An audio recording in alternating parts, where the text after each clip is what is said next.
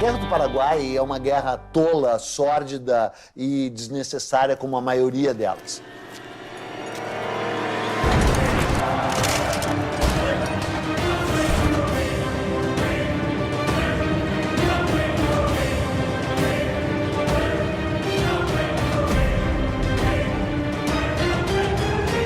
Uma guerra, a primeira vítima é a verdade. Porque a historiografia brasileira a respeito da Guerra do Paraguai era muito vagabunda, praticamente não existia.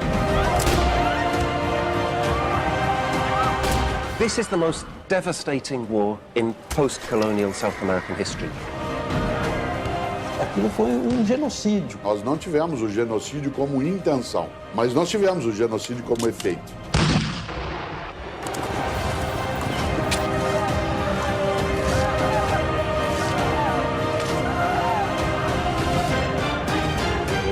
História é escolha.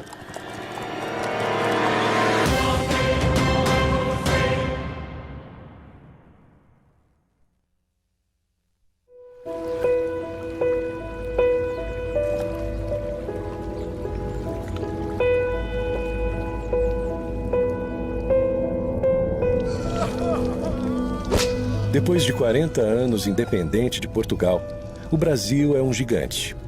Rural, pobre, analfabeto e escravo.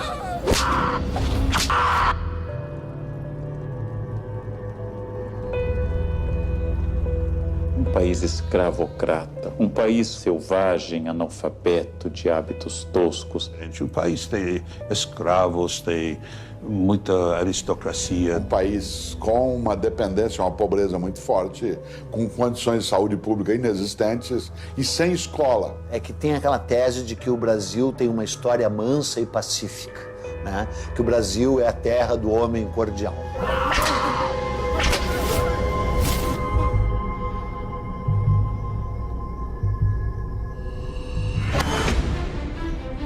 Em 1864, o Brasil é uma monarquia controlada por um homem de 38 anos, que está no trono desde os 14.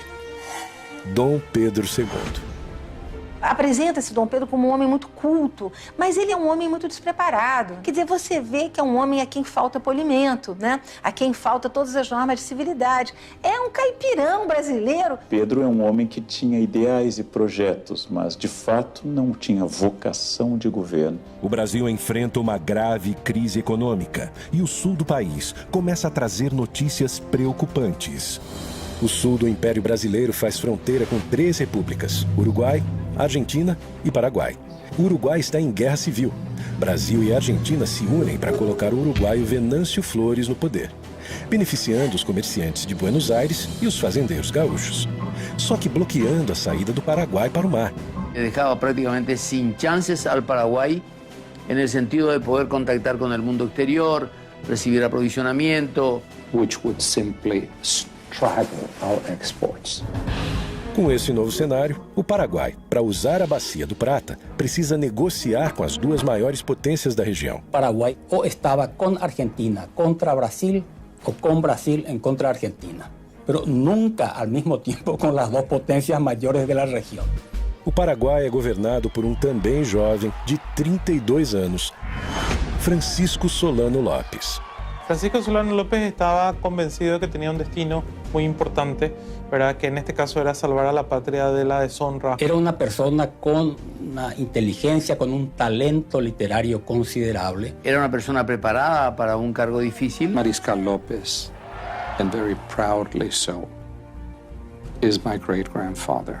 Sem dúvida, ele era um sujeito inteligente, perspicaz, ambicioso. Era um homem muito controverso. E dentre os mitos da guerra, um deles é de que o Solano Lopes era um estadista com uma visão extraordinária de um grande Paraguai. A very highly educated person. Evidentemente que ele teve alguns méritos, mas acima de tudo ele era um ditador. E era um ditador eventualmente obcecado. López era una persona que no sabía nada de economía. Como Luis XIV, era l'état c'est moi. Había conocido la corte de Inglaterra, la corte de Napoleão III. O Solano Lopes era um grande louco da América do Sul. Ele tinha sonhos de ser um Napoleão. This was a leader who had a certain vision of Paraguay. He had a certain vision of his own wisdom and his own strength, which was quite divorced from reality. Mas tu quer me dizer que o cara ia criar um paraíso na Terra, o Solano Lopes? É uma piada, né? The war had one commander from the beginning to the end on the Paraguayan side. O Solano Lopes havia arregimentado as suas forças, dando-lhes a certeza de que lutavam pela liberdade, por uma causa justa e pela pátria. Então isso fazia com que eles fossem indômitos. He conducted the adventure as a military adventure. Nos últimos 10 anos, o Paraguai fez seu exército crescer de 10 mil homens para quase 100 mil combatentes. Construiu uma linha férrea, a primeira da América do Sul, para ligar a capital a um campo militar. E também a primeira linha de telégrafo para se comunicar com a sua principal proteção no Rio Paraguai, o Forte de Humaitá.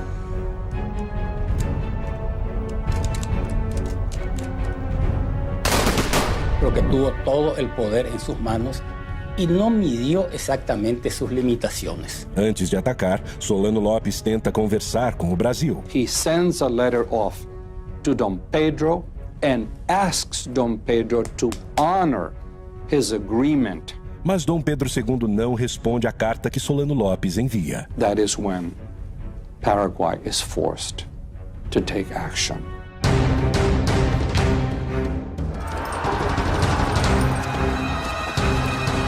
Pela primeira vez em sua história independente, o Brasil tem seu território invadido.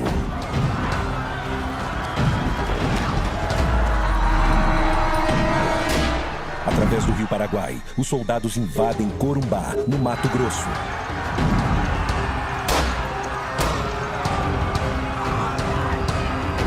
De hecho, los paraguayos cometieron abusos en territorio brasilero y argentino.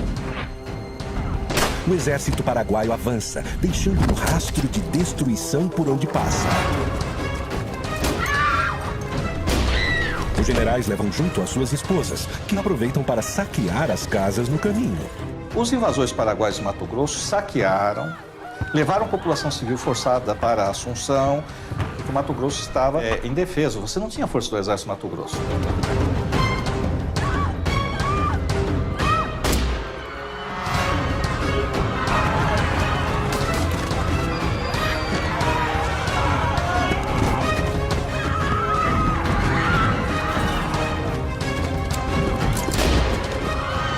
Outra frente do exército chega ao Rio Grande do Sul e toda a cidade de Uruguaiana foge. O Paraguai invade o Brasil, mas é só o começo. A partir de agora, metade de um continente vai entrar em guerra.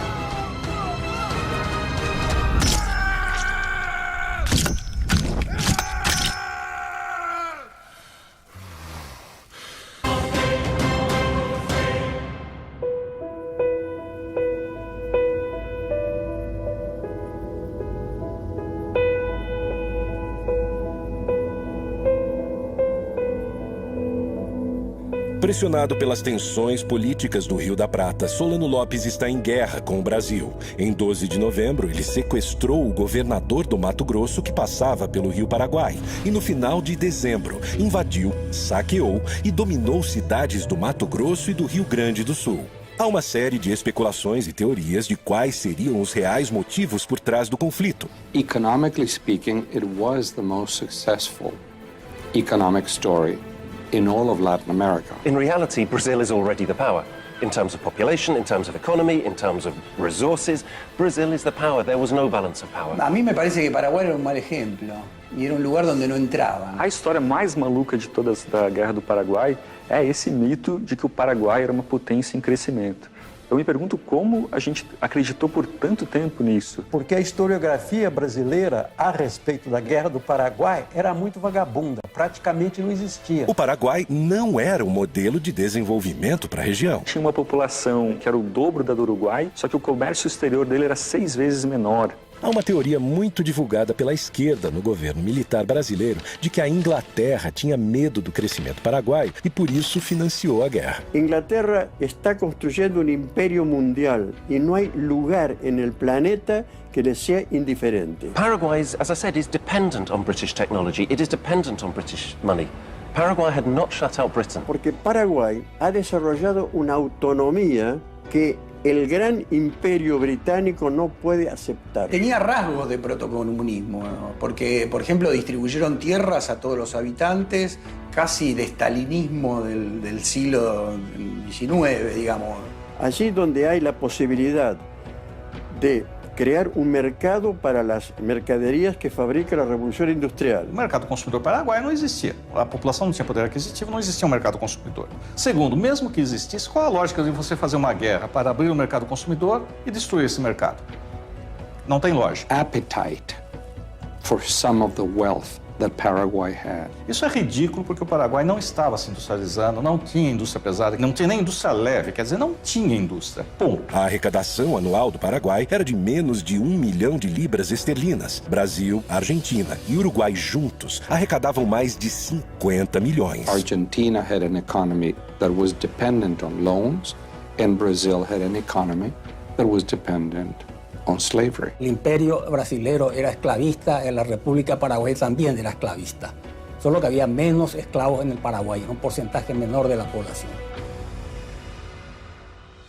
Há também outra versão que coloca Solano Lopes como louco, um Napoleão das Américas. O Solano Lopes, ele tinha delírios megalomaníacos. Ele queria fazer um grande Paraguai, pegando parte do Brasil, parte da Argentina e o Uruguai. All decision-making in Paraguay was centered upon himself. Os únicos papéis, documentos que a gente tem da época mostram que a Inglaterra tentou conter as maluquices do ditador Solano Lopes. Tem um Solano Lopes que é o ditador. Mas tem um Solano Lopes que é um ditador e que age com uma racionalidade. A Inglaterra não financiou a guerra. Tampouco o ditador paraguaio era louco. Invadir o Brasil é a opção que Solano Lopes encontra para negociar com o gigante vizinho. Na época, você atacava um país e a vitória era conquistar a capital inimiga. Obviamente, era inviável ao Paraguai conquistar o Rio de Janeiro. Solano Lopes manda seu exército tomar o sul do Mato Grosso, região que quer anexar ao território paraguaio, e o Rio Grande do Sul, para chegar até o Uruguai. Assim, ele tem mais força para negociar com Dom Pedro II e restabelecer a sua saída para o mar. Se ele não invadisse o Brasil, ele não teria causado a guerra. Só que Dom Pedro II não se rende e, em vez de negociar com Lopes, procura Bartolomeu Mitre, presidente da Argentina, e Venâncio Flores, presidente que colocou no poder no Uruguai, e forma, em 1º de maio de 1865, a Tríplice Aliança entre Brasil, Argentina e Uruguai. La Triple Alianza no quería saber absolutamente nada. Había que liquidar a Solano y lo que él representaba. Agora, oficialmente sozinho, Solano Lopes tem duas opções: negociar uma trégua e recuar sem derramamento de sangue, ou atacar os navios brasileiros que bloqueiam a sua saída para o mar. 11 de junho de 1865, Corrientes, Argentina. Começa a maior batalha naval da história da América do Sul. A formação dos estados na região da Bacia do Prata é a grande causa da Guerra do Paraguai. A Bacia do Prata é constituída pelas águas dos rios Paraguai, do gigante rio Paraná, que vem do Brasil, e do rio Uruguai. O grande problema de Solano Lopes nesse momento é que os navios brasileiros comandados pelo almirante Barroso bloqueiam sua saída para o mar, o que causará a morte econômica do Paraguai. Então o Paraguai vai ser um prisioneiro geopolítico do Porto de Buenos Aires, aliás, até avançado o século XX. A esquadra brasileira protege o Rio Paraná com 9 navios de guerra, totalizando 58 canhões e 2.000 homens. O Paraguai só tem um navio de guerra, mas improvisa e adapta outros 8 navios mercantes com bocas de fogo. Lopes conta ainda com 6 balsas chamadas de chatas. O formato dessas embarcações é uma vantagem, pois os canhões ficam no mesmo nível do rio e fora do alcance da artilharia brasileira. Foi mesmo um jogo de xadrez aquático ali, que o Paraguai fez a aposta errada e foi uma guinada nos rumos da guerra, né? 9 navios brasileiros na margem do Riachuelo. 9 navios paraguaios se preparam para a emboscada. O Paraguai prepara canhões na margem do rio e a ordem de Solano Lopes é que seus soldados invadam os navios e capturem a esquadra brasileira para o Paraguai. O Paraguai tinha que acertar 100% e o Brasil errar 100%. Então os navios estavam imobilizados, não tinha como se mover, e boa parte da tripulação estava dormindo.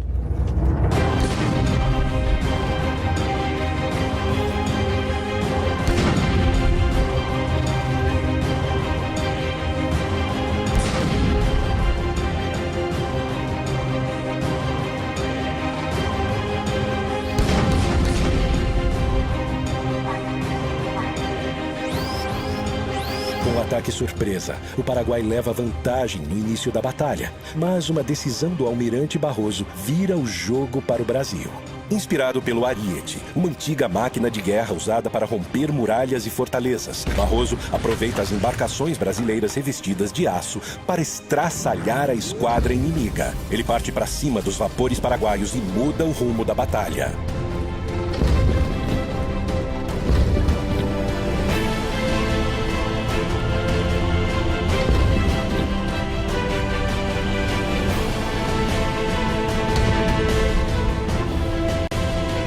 O Brasil vence e mantém o controle da Bacia do Prata.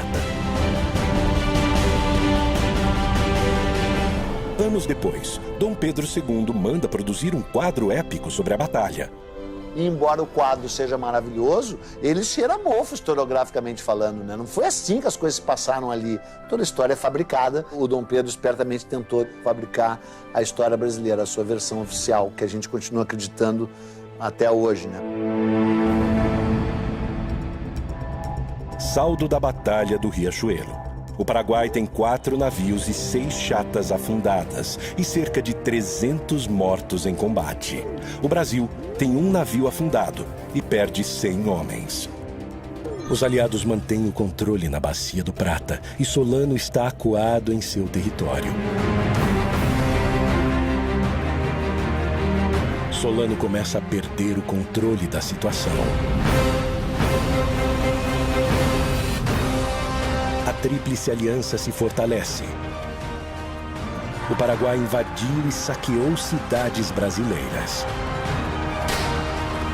E Dom Pedro II vai pessoalmente à Uruguaiana. Nadie, y mucho menos Pedro II, admitía de que la paz se hiciera sin una humillación afrentosa hacia López. Solano Lopes, que agiu traiçoeiramente, ainda vai ser premiado ficando no poder depois de tudo.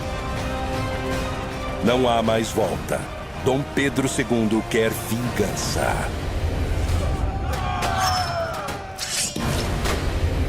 Quem vai invadir o Paraguai agora é o Brasil. Para completar o exército brasileiro, Dom Pedro II cria a campanha Voluntários da Pátria, homens que se alistam para lutar no Paraguai.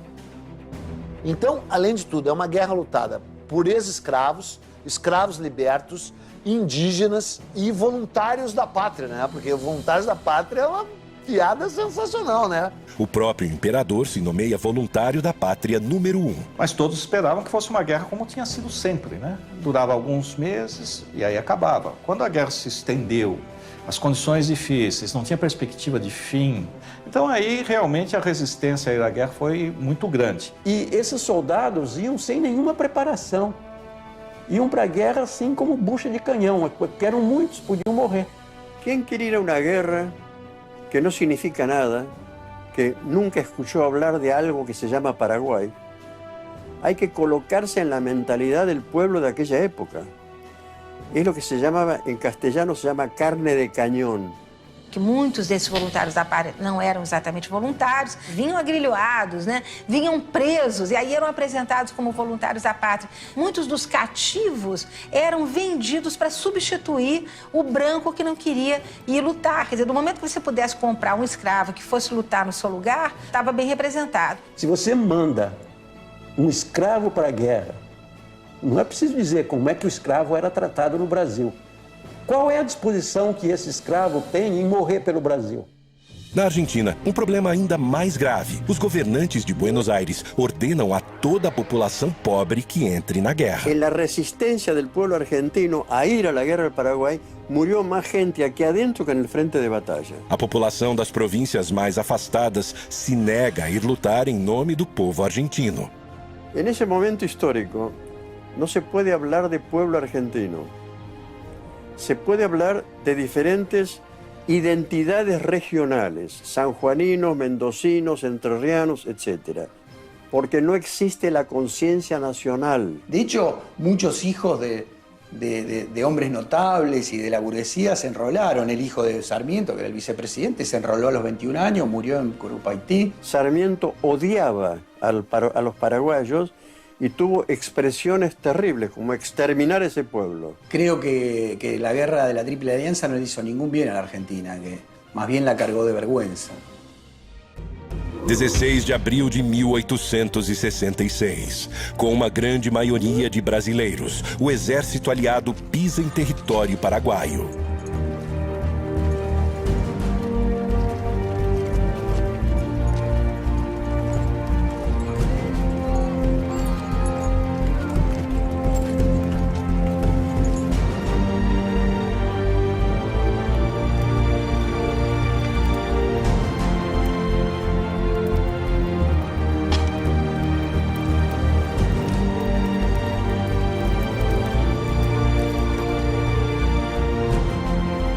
O Brasil, sem sofrer resistência, monta seu acampamento militar.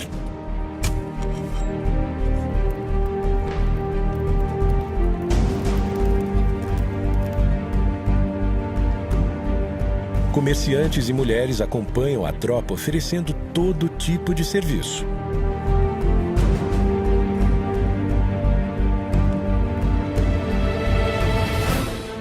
Mas o Paraguai não se rende e quer expulsar os invasores.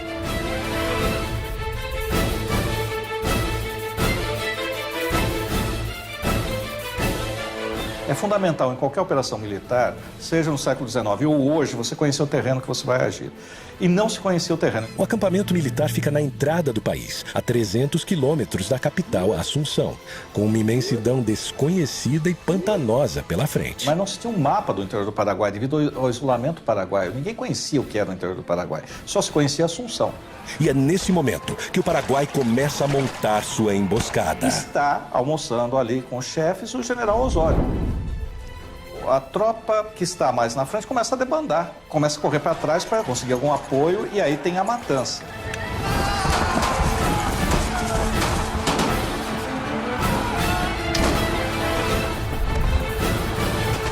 Em 24 de maio de 1866, os paraguaios invadem o acampamento brasileiro. E tem início a maior batalha da Guerra do Paraguai, a Batalha de Tuiuti.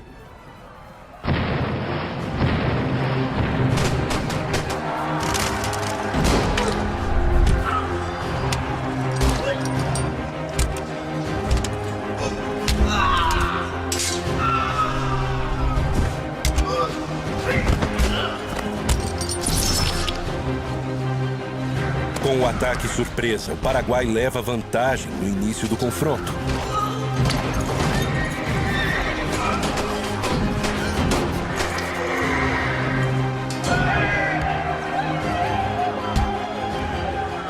Solano Lopes manda 3 tropas atacarem simultaneamente, uma frontal e 2 pelos flancos. E o Osório, que tinha essa capacidade de liderança, era muito admirado pela tropa. Ele está sobre um cavalo em meio a nuvens de fumaça, em meio a barulho de explosões, a gritos, a gente morrendo. Ele consegue mobilizar, mandar um batalhão para cá, outro batalhão para lá, com a visão militar, ou seja, esse batalhão vai e vai ser sacrificado. Ou seja, quase todos vão morrer. Agora, por que esse batalhão vai? Porque confia nele, confia na liderança militar.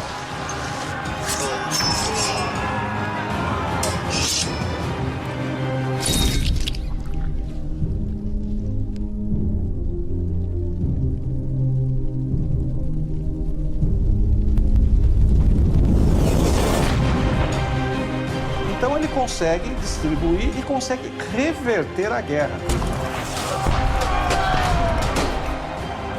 Que o centro da resistência aliada vai ser os canhões da artilharia que estão colocados um pouco à frente do quartel-general.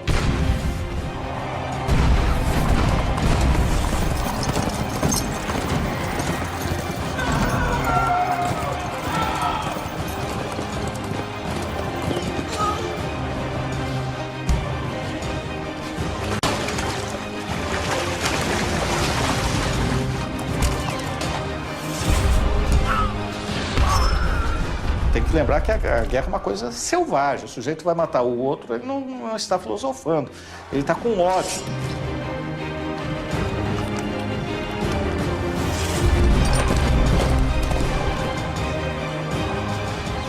mas ali morrendo no charco, morrendo no pântano, chafurdando, literalmente chafurdando, estavam povos de etnias que não tinham nada a ver com aquilo diretamente.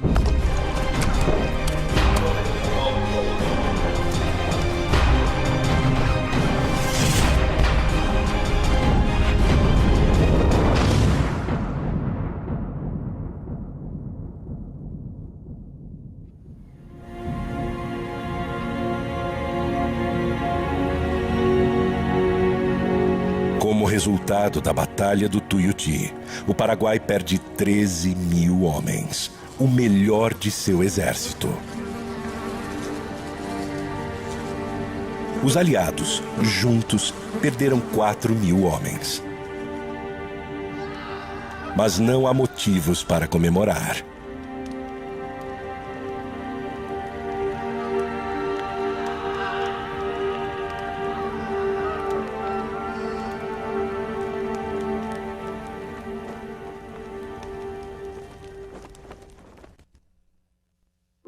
Setembro de 1866. O Brasil continua acampado em Tuiuti e o Paraguai se protegendo no quadrilátero em volta da fortaleza de Humaitá. O Brasil teve que lutar contra uma fortaleza que ele próprio tinha construído para os paraguaios, né? E que se sabia inexpugnável. A fortaleza de Humaitá é a grande proteção do Rio Paraguai. Para chegar em Assunção, é preciso passar por ela. Construída anos antes com a ajuda de militares brasileiros, a fortaleza é um complexo defensivo composto do forte, da igreja, e o rio era cercado com grossas correntes de ferro para impedir a passagem de navios brasileiros. Mas a fortaleza de Humaitá não é o maior obstáculo que o exército brasileiro tem pela frente. Em todos os casos, a maior parte das mortes foi causada não em combate, mas foi causada por cólera, por doenças, fome e frio. As condições dos hospitais militares são péssimas, desumanas, sem nenhuma estrutura. E brigas e indisciplina no acampamento são frequentes. Não há liderança. Dom Pedro II já está de volta ao Rio de Janeiro. Eu lembro um aspecto importante que as pessoas costumam esquecer. É o início da fotoreportagem. Os jornais todos vão publicar fotografias. Tem fotografias que sofrem, entre aspas, Photoshop. Quer dizer, parece que o Dom Pedro está no campo de batalha, mas não está. A fotografia foi tirada no estúdio. Aí botam ele lá no campo de batalha. A guerra parece ter chegado a um impasse, mas Dom Pedro II guarda uma surpresa, um novo aliado que irá redesenhar os rumos da guerra. 2 anos de guerra. O Brasil continua preso em seu acampamento e o Paraguai se fortalecendo em Humaitá. As condições do exército estão lastimáveis. Vai entrar em cena o maior militar brasileiro da história. É um homem que se transformou no único duque que o segundo reinado produziu. Duque de Caxias. E aí ele chega para pôr ordem na casa. E a primeira coisa que ele tem que fazer é restabelecer a disciplina. Por exemplo, os hospitais estão lotados, mas todos estão feridos. Aí ele descobre que 1/3 que está lá está simulando doenças. O Duque de Caxias dizia para quem quisesse ouvir que o exército brasileiro não tinha armas, estava despreparado e ia enfrentar um clima totalmente hostil. Os que foram para a guerra eram civis e contra a vontade em grande parte. E não tinham experiência militar. Então Caxias teve que treinar civis para a guerra, em plena guerra com o inimigo na frente. E ele vai remontar, vai disciplinar o exército, vai rearmar o exército, vai inovar. Para observar as posições paraguaias, Caxias manda trazer dos Estados Unidos balões de observação usados na recém-acabada Guerra Civil Americana. E o projeto mais ousado de todos, usando prisioneiros paraguaios, ele improvisa uma locomotiva e um trilho de 25 quilômetros de extensão para auxiliar na logística da guerra.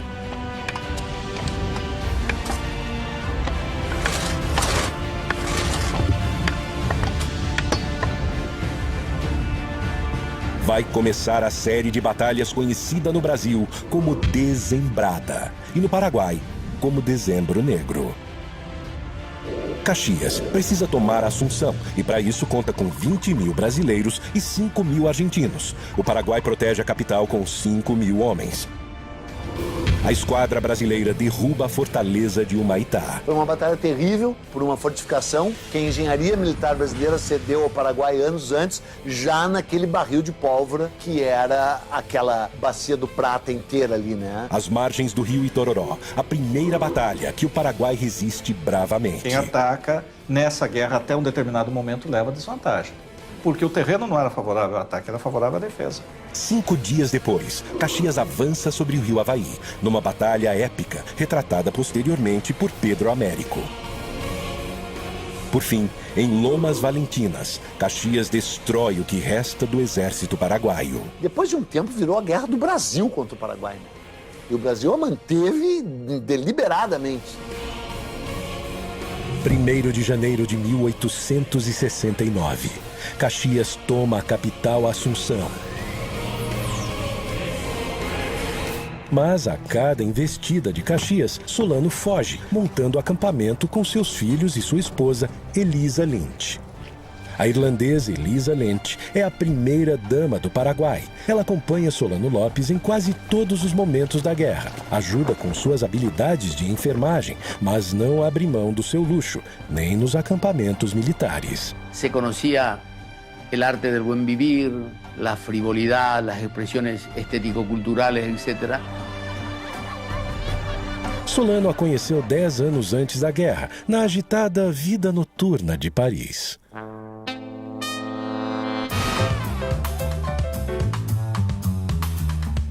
Solano Lopes era o jovem diplomático mais rico em Paris. Era o grande momento das cortesanas e também das prostitutas. Os inimigos apontam ela como prostituta. E ela vivia do quê? Certo, então ela é acusada de prostituta. Ela era um símbolo sexual para os exércitos inimigos. Possivelmente, ela teve algum contato muito breve com esse mundo. Parte de todo isso era uma mulher rubia e bella. E isso é um pecado inadmissível para ela.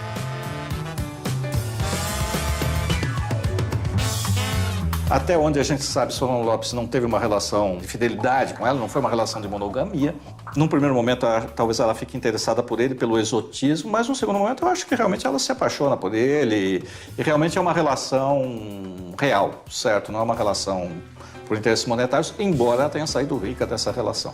Anos depois da guerra, Elisa escreve um manifesto onde se defende das acusações sobre o seu passado.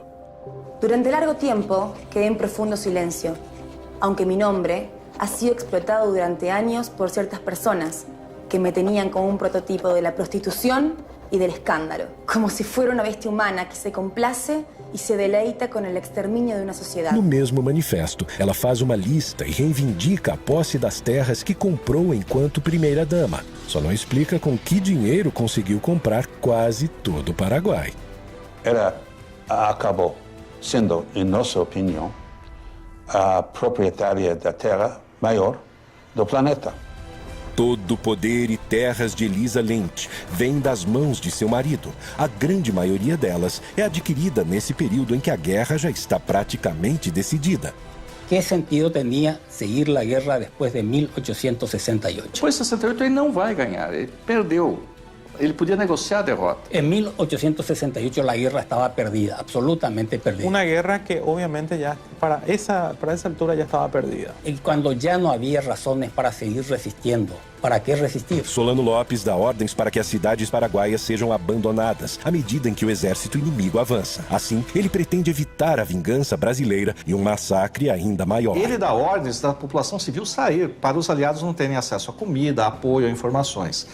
Só que essa população civil tem que sair, são basicamente o quê? Mulheres e crianças. Tem que sair forçadas, sem meio de transporte, sem comidas. Resultado, você tem uma mortandade da população civil que não tinha mais sentido militar. A destruição do Paraguai é feita pelos aliados? Evidentemente é feita pelos aliados, que estão avançando. Mas por que estão avançando? Porque o outro lado, que sabe que não pode ganhar a guerra, não quer se render. O povo paraguaio apoyaba Solano López. El hecho de que la familia López no era tan terrible está en la manera como el pueblo paraguayo acompañó a López hasta el último momento. Claro que o conceito de patriotismo é muito relativo e cada sociedade constrói os seus padrões. Mas, estritamente falando, não tinha mais sentido militar nenhum você manter essa população fugindo, se retirando, sendo vítima da guerra. No rational leader would take on almost half the continent in a war. Solano López no podía tener un concepto bien delimitado, bien claro de la realidad. O Solano López estava bebendo demais, virou muito cruel. E não cabe dúvida, ele fez coisas que eram horríveis. Então ele mandou, por exemplo, prender a mãe, as irmãs, matou um irmão sob tortura, o outro morreu por exaustão física devido à perseguição dele, matou dezenas de pessoas. É a onipotência, a arrogância e o desprezo pela vida das pessoas que estão subordinadas a eles. Eu acho que nesse sentido Solano López é igual a Stalin, que é igual a Hitler. Janeiro de 1869. Com a capital tomada, o Paraguai não representa mais perigo aos aliados da região do Prata. E para Caxias, é o fim da guerra. Tem uma frase do Caxias que diz que ele não era coveiro. Para vencer a guerra do Paraguai, como se pretendia, teria que matar o último paraguaio no ventre da sua mãe. Ele se recusou a fazer esse papel. Mas Dom Pedro II está obcecado atrás de Solano López. From that point on, it was a war of vengeance against o Mariscal López. Sem Caxias, o comando vai para o seu genro, o francês Conde de. Nesse conflito, ficou claro o quão violento e eventualmente sanguinário até o Brasil pode ser. Enquanto continua sua fuga, Solano López usa o que sobrou da população para retardar o avanço brasileiro. Cumprindo ordens de Solano, o general Cabaleiro comanda crianças para lutar com o exército inimigo. Teve um grau de crueldade e violência do exército brasileiro, né, desmedido.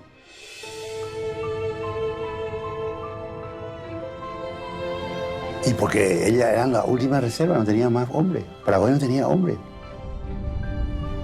Fanatismo de resistência paraguaio, né? Manda crianças para lutar contra o exército e de como esse exército aceita a luta e mata essas crianças. Dice que esos niños de Acostañú fueron el escudo para proteger a Solano López. Eso demoró el avance del ejército aliado. Y sí, fue eso. Cabaleiro prestava contas diretamente a Solano López. As crianças, 12, 13, 14 anos, no meio do mato, estavam com barbas postiças para parecer adultos para amedrontar a tropa que vinha, que era uma tropa basicamente brasileira. Es una situación de locura generalizada solo atribuible a este tipo de guerras, ¿no? Los niños de antes, o de hace 100 años, 150 años, y en esas circunstancias son diferentes. Ciertamente a los 14 años muchos niños se alistaban, que los niños se iniciaban sexualmente cuando se desarrollaban, y era natural, digamos. 16 de agosto de 1869, a última grande batalha da Guerra do Paraguai. A Batalha de Acostañú.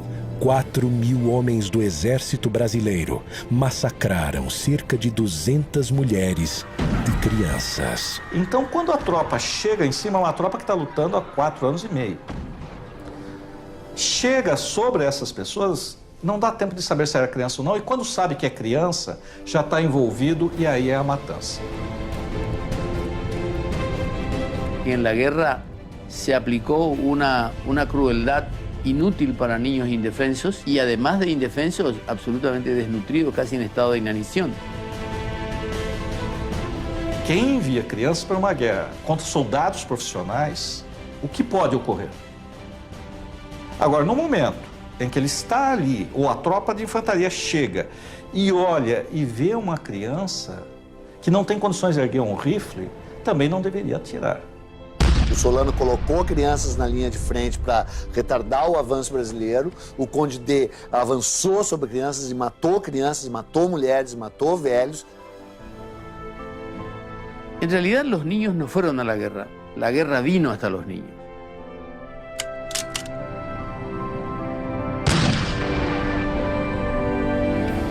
Só há culpados, não há inocentes nessa história aí, né?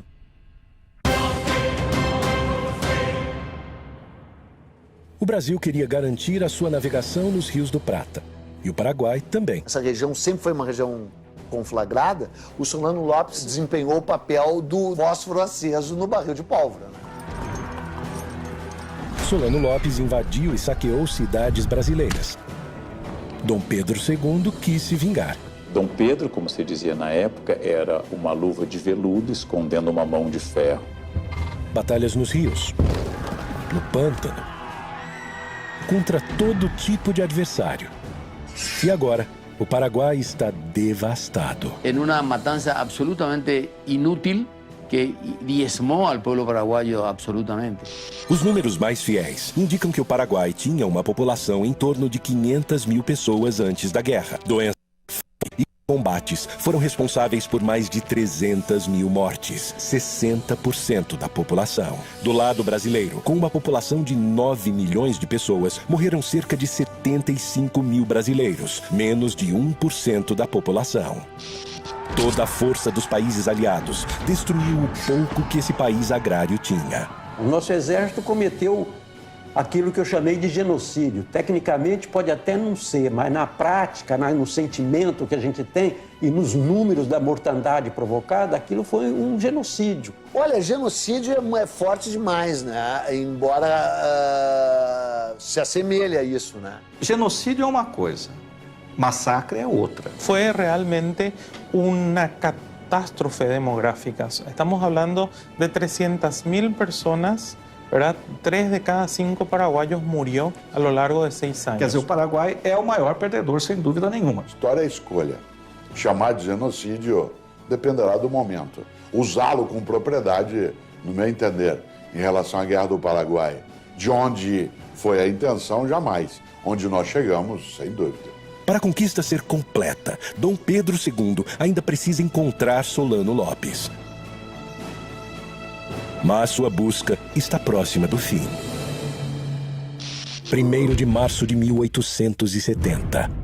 Acampamento de Cerro Corá, norte do Paraguai. Porque a ordem que o imperador tinha dado e o objetivo da guerra não era matar Solano Lopes, era retirá-lo do poder. A very macabre scenario on the battlefield of Cerro Corá. É um caos ali, fogo, fumaça, gritos, é tudo muito rápido. Ele tenta fugir a cavalo. E o Chico Diabo, né, o nosso cabo, lançou. O cabo Francisco Lacerda fere a virilha de Solano Lopes e um tiro brasileiro mata o seu filho, Antito Lopes. Elisa Lynch se enrola em uma bandeira britânica e consegue sobreviver. Foi fácil identificá-lo porque ele era o único gordo. São os últimos momentos de Solano Lopes. E aí, segundo a descrição do general Câmara, Solano Lopes está no riacho, ele dá ordem para que ele se renda. Solano Lopes pega a espada e diz que não se entrega e morre com a sua pátria. E um soldado, quando viu Solano Lopes erguer a espada, deu um tiro. Ele já estava mortalmente ferido, mas o tiro vai levá-lo à morte.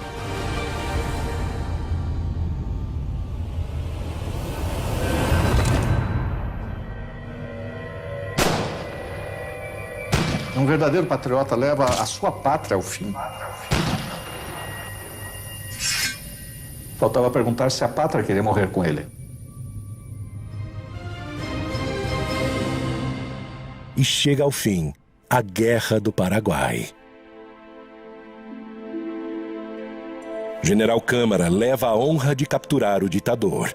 Também leva a irmã de Solano Lopes e tem com ela uma filha. General Bernardino Cabaleiro agora se alia aos brasileiros, passa um tempo morando no Rio de Janeiro e volta para ser presidente do Paraguai, fundador do Partido Colorado, o mesmo partido que em 2015 governa o Paraguai. Elisa Lynch é bem tratada pelo exército brasileiro, volta a Paris e morre anos depois, sem conseguir recuperar suas terras. Hoje, Elisa é Madame Lynch, heroína do povo paraguaio. Apesar de ganhar a guerra, Dom Pedro II não saiu vitorioso. Afundou o Brasil em dívidas com bancos europeus e ainda fortaleceu o exército brasileiro, que na década seguinte, liderado por ilustres participantes da Guerra do Paraguai, transformaria o país em uma república, tomando o poder do imperador. Francisco Solano Lopes, odiado pelos paraguaios nos anos pós-guerra, passa por um tratamento de imagem no século XX. E hoje é o grande herói nacional, enterrado em um panteão dos heróis em Assunção. Lo que hicieron con Paraguay fue transformarlo en un país más pobre, más destruido, digamos, lo liquidaron a Paraguay. Todos perdieron finalmente, todos calcularon mal. It's time to be honest with our past and sincere with our own history. Es un golpe muy serio para la monarquía brasilera, que reveló una gran ineficacia en el manejo militar. The responsibility rests with successive Brazilian governments. É uma página sórdida da história do exército brasileiro. Não foi uma guerra em defesa da liberdade, não foi uma guerra para salvar a honra do Brasil. Os nossos soldados não foram heróis. Brasil, Argentina, Uruguai e Paraguai resolveram com ódio e sangue inocente suas questões econômicas. Será que o tempo foi capaz de apagar todas as marcas?